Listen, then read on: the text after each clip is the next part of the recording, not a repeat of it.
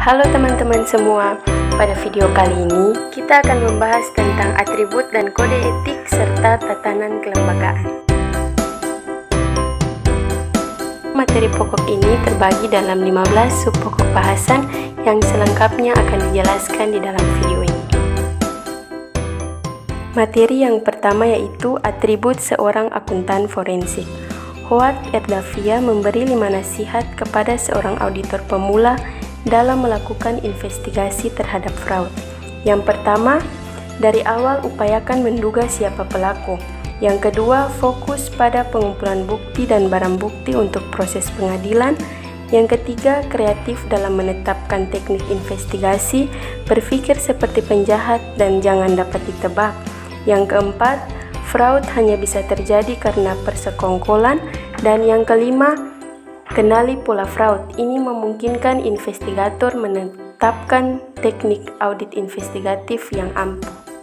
Materi yang kedua yaitu karakteristik seorang pemeriksa fraud. Dari buku pedoman yang diterbitkan oleh Association of Certified Fraud Examiners, dikatakan bahwa pemeriksa fraud harus memiliki kemampuan yang unik.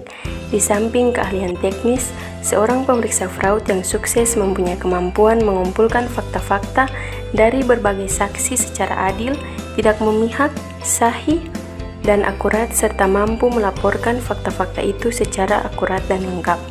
Ada juga karakteristik pemeriksa fraud menurut Alan Pinkerton, salah seorang private investigator yang sukses pada awal lahirnya profesi ini.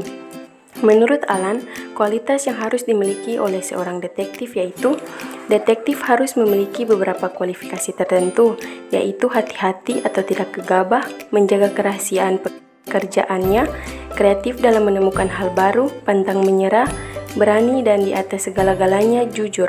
Di samping itu, kemampuan dalam pendekatan manusia dan ketangguhan mencari informasi seluas-luasnya yang memungkinkan menerapkan dengan segera dan secara efektif kemahirannya sebagai seorang detektif. Materi berikutnya yaitu kualitas akuntan forensik. Ada 6 kualitas yang harus dimiliki oleh seorang akuntan forensik. Yang pertama, seorang akuntan forensik harus kreatif. Yang kedua, seorang akuntan forensik harus memiliki rasa ingin tahu. Yang ketiga, seorang akuntan forensik tak boleh mudah menyerah. Yang keempat, seorang akuntan forensik harus memiliki akal sehat. Yang kelima, seorang akuntan forensik harus mempunyai kemampuan untuk memahami bagaimana bisnis sesungguhnya atau business sense. Yang keenam, seorang akuntan forensik harus percaya diri. Materi berikutnya yaitu independen, objektif, dan skeptis. 3 sikap ini adalah tindak pikir yang selalu harus melekat pada diri seorang auditor. Dan ketiga sikap ini juga tidak dapat dipisahkan dari pekerjaan akuntan forensik. Kode etik akuntan forensik. Kode etik mengatur hubungan antara anggota profesi dengan sesamanya, dengan pemakai jasanya, dan stakeholder lainnya, dan dengan masyarakat luas. Kode etik berisi nilai-nilai luhur yang amat penting bagi eksistensi profesi. Profesi bisa ada integritas, rasa hormat dan kehormatan, dan nilai-nilai luhur lainnya yang menciptakan rasa percaya dari pengguna dan stakeholder lainnya. Seorang ahli hukum berkebangsaan Inggris, Lord John Fletcher Moulton, membedakan 3 wilayah tingkah manusia. Pertama, wilayah hukum positif, di mana orang patuh karena hukum dan adanya hukuman untuk yang tidak patuh. Kedua, di sisi ekstrem lainnya ada wilayah kebebasan memilih, di mana orang mempunyai kebebasan penuh untuk menentukan sikapnya, misalnya kebebasan beragama atau tidak beragama. Wilayah ketiga berada di tengah-tengah kedua wilayah tadi. Hal yang ketiga ini Lord Moulton menyebutnya kesopan santunan. Kita istilahkan ethics. Ia menjelaskan manners ini sebagai kepatuhan atas sesuatu yang tidak dapat dipaksakan kepada seseorang, yang tentunya berbeda dari kepatuhan kita kepada hukum positif. Berikutnya standar audit investigatif.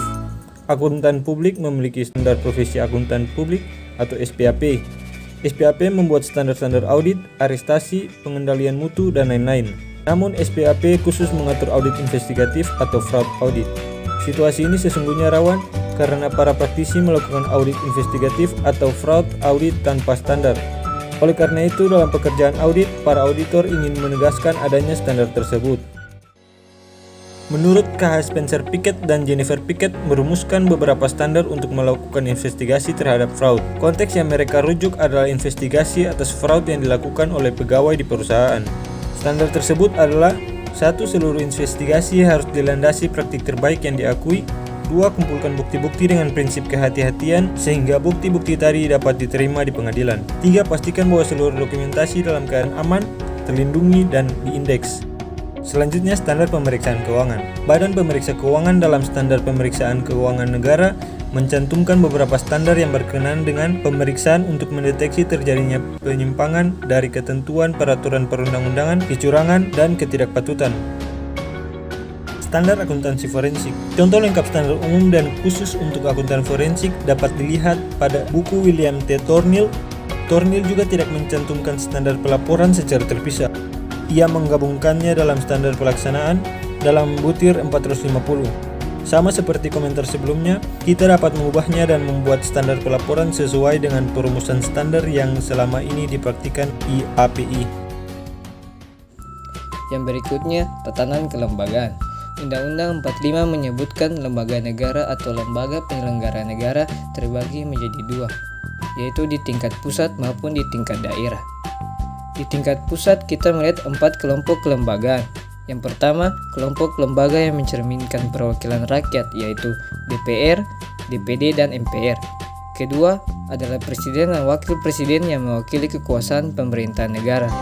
Ketiga, kelompok yang mewakili kekuasaan kehakiman dilakukan oleh Mahkamah Agung dan Mahkamah Konstitusi. Komisi Yudisial bersifat mandiri yang berwenang mengusulkan pengangkatan Hakim Agung. Badan Pemeriksa Keuangan tidak merupakan bagian dari ketiga kekuatan atau kekuasaan tersebut. Lembaga semacam BPK dikenal dalam sistem ketatanan negara demokrasi. Nama generik untuk lembaga ini adalah Supreme Audit Institution atau SAI. Selanjutnya, Lembaga Pemberantasan Korupsi.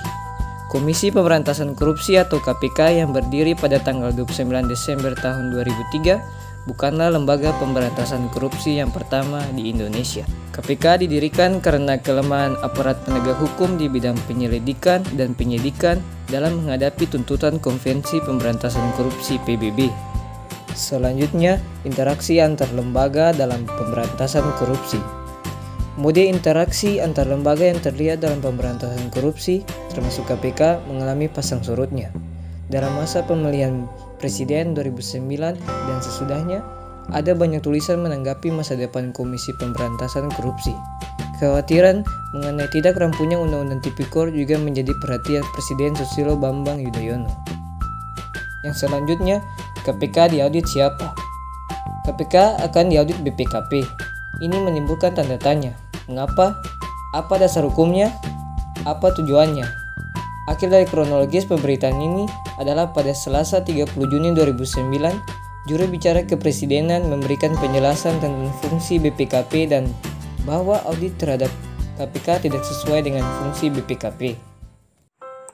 Yang selanjutnya, Anti-Corruption Agencies. Lembaga semacam KPK yang secara generik dikenal sebagai Anti-Corruption Agencies atau ACA tidak hanya ada di Indonesia.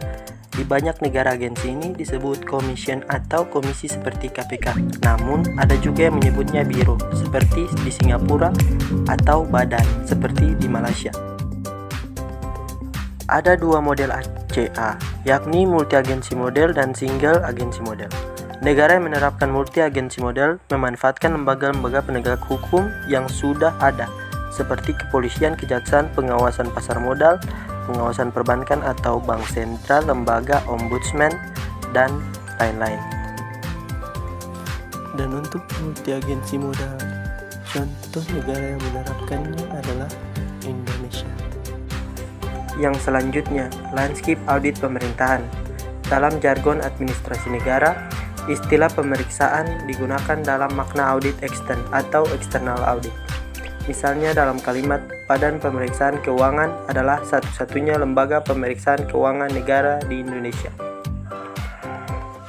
Berikut ini beberapa informasi mengenai BPKP, Badan Pengawasan Keuangan dan Pembangunan. BPKP lahir pada tahun 1936 berdasarkan Bersuit atau Surat Keputusan nomor 44 tanggal 31 Oktober 1936. BPKP merupakan lembaga pemerintah non-departemen (LPND) yang berada di bawah dan bertanggung jawab langsung kepada Presiden. Landscape audit pemerintahan dapat dilihat dalam matriks. Dalam tabel ada 3 kelompok lembaga, yakni BPK yang mewakili eksternal auditor dan BPKP serta APIP lainnya yang mewakili internal auditor. Meskipun BPK dan BPKP mewakili kelompok yang berbeda, mereka mempunyai persamaan. Sebaliknya, meskipun BPKP dan APIP lainnya mewakili kelompok yang sama, mereka mempunyai perbedaan. Yang terakhir adalah Pengadilan Tipikor. Pada tanggal 19 Desember 2006, Mahkamah Konstitusi mengeluarkan putusan atas Judicial Review terhadap Undang-Undang Nomor 30 Tahun 2002 tentang Komisi Pemberantasan Tindak Pidana Korupsi. Dari beberapa butir yang diajukan dalam permohonan Judicial Review, hanya satu yang dikabulkan oleh Mahkamah Konstitusi, yakni pembentukan Pengadilan Tindak Pidana Korupsi, Pengadilan Tipikor. Pengadilan Tindak Pidana Korupsi merupakan pengadilan khusus yang berada di dalam lingkungan peradilan umum. Oke teman-teman, sekian untuk pembahasan materi kali ini ya. Terima kasih.